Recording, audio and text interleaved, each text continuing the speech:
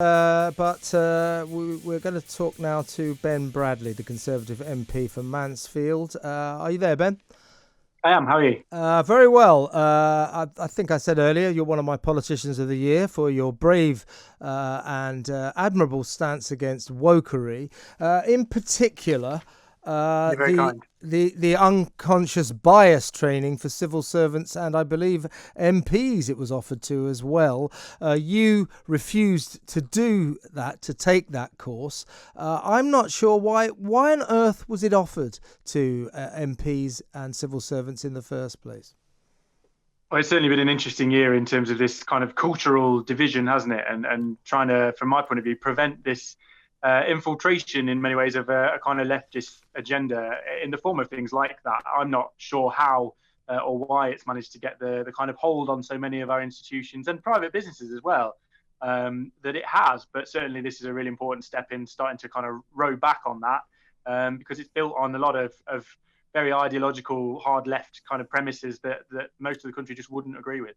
Yeah, I think that the wokery has become a very serious issue for this country, and the whole premise of unconscious bias and what they call critical race theory is that although you, me, lots of other people may feel they're not racist, these are the systems by which they will tell you, well, you secretly are. You don't know you're a racist, but you are a racist. Partly because you're the beneficiary of white privilege. You are white, so you're privileged. So this is a system by which an unracist country, which by the way Britain is, it's one of the least racist countries on the face of the planet. This is a system by which we can be taught that although we're not racist, we really are. That is pernicious, dangerous, and frankly stupid. So what can we do to stop this? What can we do, Ben, in your view, to stop the madness of people being pilloried because of something their ancestors may or may not have done 300 years ago? Your ancestor was a slave trader in the 16th century. Well, that's not my fault, is it? That's ridiculous.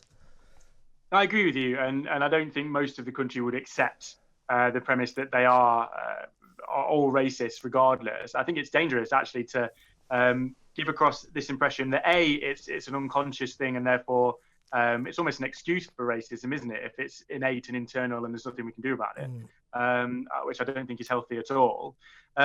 Clearly, there are racist people. There is discrimination, but I think that's down to individuals and attitudes. It's not a structural or deliberate national thing in the way that they suggest. So we've taken some good steps actually this year. First in binning this unconscious bias training a few weeks ago, and more recently, Liz Truss gave a brilliant speech with a lot more of some of the kinds of things I've been pushing for over this year in terms of our equalities agenda, where we're going to look more at kind of geographical inequality, socioeconomic inequality, those factors that really hold people back in this country through lack of opportunity, and less so at those physical characteristics, and making the point really that people are individuals with their own personal challenges and struggles. We need to help people based on what they need, not based on which characteristic group they happen to fall into.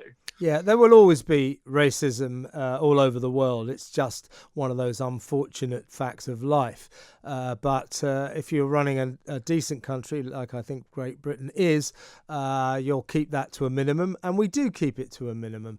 My question really to you is, you alluded to it earlier, that we need to give a voice to the vast, vast, vast majority of people who see the insanity of blaming someone for something their ancestors did 300 years ago, who see the insanity of trying to pretend we're all racist when we're not.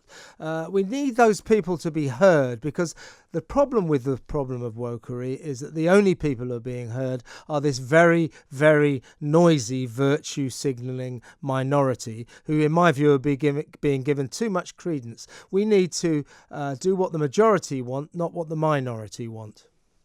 I totally agree, and that's what certainly I've tried to do this year. Although significant stick has come my way, myself and some other colleagues as well. To be fair, there are more and more voices I think out there making that exact point, because people are getting fed up, and I think it speaks to a bigger cultural divide, of which actually Brexit is perhaps a symptom as well. This kind of division between normal working class people in other parts of the country and those who maybe run the country, those metropolitan elites, as they're often called. But there's certainly that cultural divide, and you find that the people in power don't actually represent or speak for the majority in a lot of these cases, and often that's things like unconscious bias training. Those on Whitehall who are in charge of diversity and all that kind of stuff.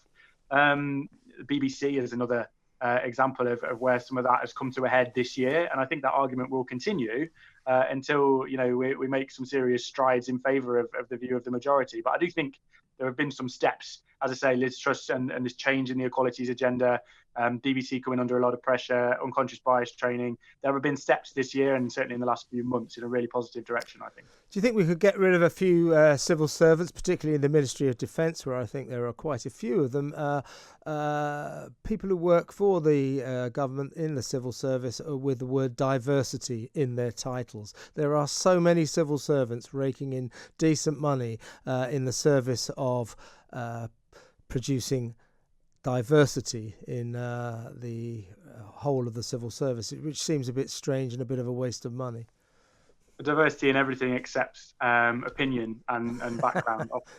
I think that's the challenge, isn't it? And the figures are mad. It's something like 160 odd diversity officers in the Cabinet Office alone, all looking at those physical characteristics as opposed to that diversity of background and experience and thought that makes us representative of the country. And if we're going to make rules and make laws that benefit the whole country, we have to be representative of the whole country in that way. Again, that's where the BBC have fallen down, haven't they? They are hugely representative in terms of physical characteristics, but seemingly not at all when it comes to that diversity of opinion, which has got a lot of people's backs up. So we do need to do that. We absolutely do. And I know that there are a handful of very good ministers who agree with me, who fortunately now are in charge of some of these decisions, and I'm quite optimistic. Yeah, I mean, all due respect to your party, Ben, I do think it's been slightly negligent because the rise, the inexorable rise of this awful wokery, this lunacy, statue toppling, calling for instance, Churchill a racist, Lord Nelson a racist. This has been allowed to propagate under the kind of government that we would have hoped would not have allowed it to propagate. That is a Conservative government. You might expect it under a Labour government. Why has it happened under the Tories? I think it's been a long-term thing, actually. You go back to kind of after Margaret Thatcher, from kind of Major onwards, you've had prime ministers, governments who have been less ideological. They've almost been battling over who can basically manage the same thing in a more efficient way, as you saw with Blair and Cameron, much of a muchness in many ways. And we haven't had that very strong ideological direction, I suppose, in terms of battling this stuff. It's just been allowed to grow and to infiltrate these institutions, and nobody's ever really looked at it. And I think it's only in this last year that perhaps people are starting to realise that that's been the case, and things like unconscious bias training is now at the heart of all of our institutions. It's taught across all of our businesses, even though it's based on no evidence and is largely total rubbish. So, can I just say, Ben, sorry to interrupt, I think more that is a cause for great concern, but even more concerning is the fact it's being taught quite widely in schools.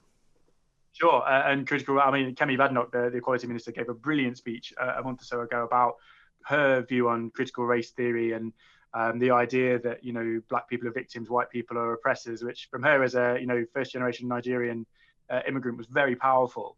And I think there are forces in government now trying to kind of battle this stuff, as we've seen evidence in the last few weeks. But you're right, it really concerns me that those kind of theories that based on no evidence, no science, in many ways totally opposed to science and facts, are taught in our educational institutions, taught to kids, and I think that's really dangerous. So, it does need to come to a head now. We do need to recognise that this has happened and to challenge it and to speak up. I think more and more people are doing so. I think there are, as I say, certainly in recent months, ministers now sticking their head above the parapet and starting to do so. But to me, it's hugely important for the long term. This has been left for 30 years to just fester. And it can't be left any longer, or we'll end up in a really difficult place. Couldn't agree more, Ben. And to you, I would say, apart from wishing you a very happy Christmas, I would say keep up the good work. We need to tackle this woke thing because it's becoming a serious crisis.